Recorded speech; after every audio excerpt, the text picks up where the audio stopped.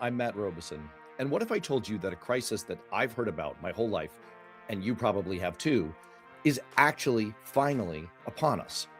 As long as I can remember, politicians in Washington have been saying that our country is on the edge of disaster because of our debt, or the annual deficits that add up to our debt, like a razor sharp icicle hanging over our heads that grows drip by drip every year. But now things truly are different. And here's a number that shows it, and one that should stop all of us in our tracks. Within the next decade, our government is going to start losing $4 trillion every year. That's an annual deficit, money going out versus money coming in. Not a drip, but a gush, lengthening that blade hanging over us. And the thing is, almost everything you've been told about why this is happening is wrong. It's misleading, incomplete, or just not true.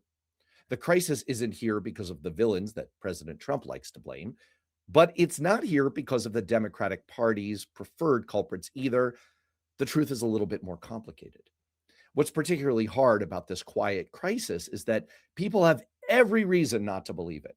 We've been hearing it for decades, and it deals in impossibly huge numbers and eye glazing arguments between economists, and it's never felt like it was worth listening to the latest cries of wolf.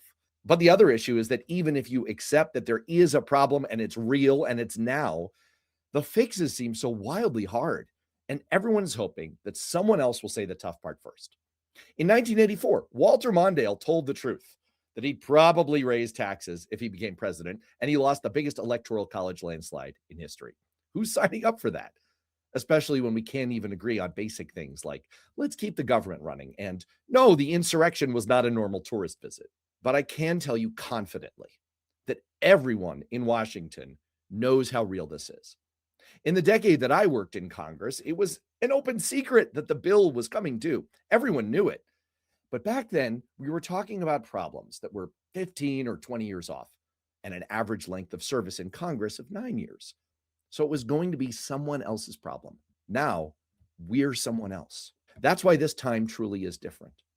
The Social Security trust funds are now just 6 years away from insolvency. As of today, over the next 30 years, Medicare faces a $109 trillion cash shortfall. That's trillion with a T. Last year, the federal government spent about $7 trillion on everything. You do the math in your head. And worst of all, in just a few years, the interest we pay on the debt is going to consume more than half of all of our tax revenues. Imagine if you spent half your monthly income just paying the interest on your credit card and not even paying down the principal. That's the situation our whole country could be in, and in less time than you'd think. Oh, and did I mention that all of this assumes that we stay in good times? Believe it or not, this is the rosy scenario. So, first things first, we need to clear up what's actually causing this. And again, it's not a clean case of just what one party is selling, even my fellow Democrats.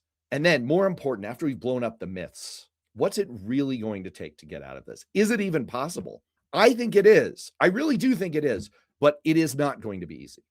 To understand the myths, the realities, the math problem that nobody wants to admit, and what the road ahead really looks like, I'm really happy to welcome back Jessica Riedel, formerly of the Manhattan Institute, now at the Tax Policy Center at the Brookings Institution.